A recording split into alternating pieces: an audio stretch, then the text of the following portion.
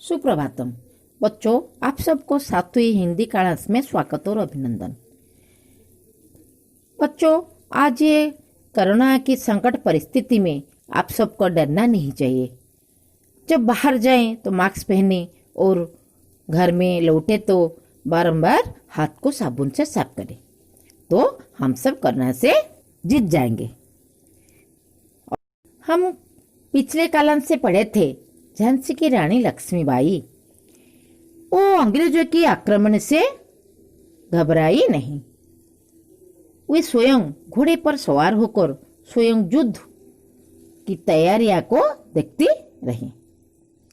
भीषण युद्ध आरंभ हो गया। तोपों की मार से झांसी नगर का परकोटा जगह जगह टूटने लगा।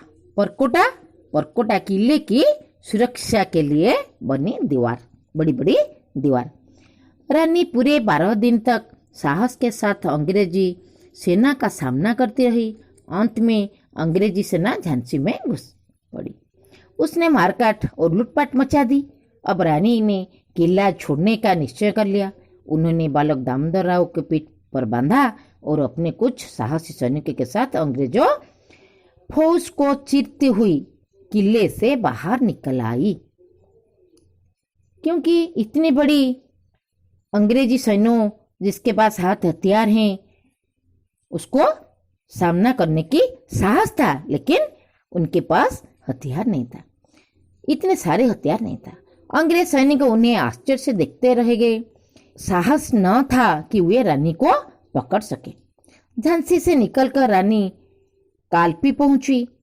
कालपी में राव साहब और तात्या टोपे बड़ी भारी सेना के साथ डेरा डाले हुए थे। रानी का पीछा करते हुए हयरोज भी कालपी पहुंचा। घमासान युद्ध हुआ, परंतु रानी यहां से भी बच निकली।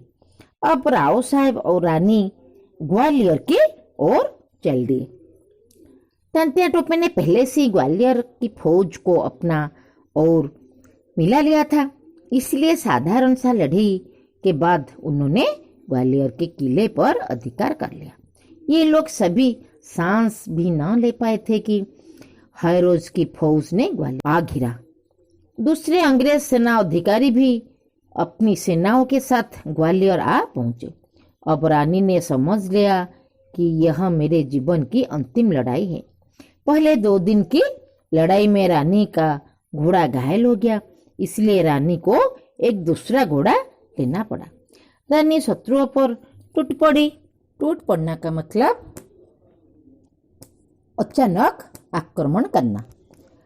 राव साहब और तात्या टोपे दूसरे मोर्चे पर लड़ रहे थे। रानी चाहती थी कि सब मिलकर अंग्रेजों के मोर्चों को उखाड़ दे, इसलिए वे अंग्रेजों सेना के को चिरती हुई आगे बढ़ी। कुछ अंग्रेज सिपाहियों ने उन्हें घेर लिया। घमासान लड़ाई हुई। घमासान जोरदार, बुजुर्ग से लड़ाई हुई। रानी के साथी एक एक कर कटने लगे। रानी का घोड़ा उन्हें एक और ले भागा। पीछे रानी के खून के प्यासे सैनिक थे। एक नाले पर जाकर रानी की घोड़ा अड़ गया। रानी ने बहुत प्रयत्न किया कि घोड़ा नाला पर कर जाए, पर वह ऐसा अड़ा अटक गया।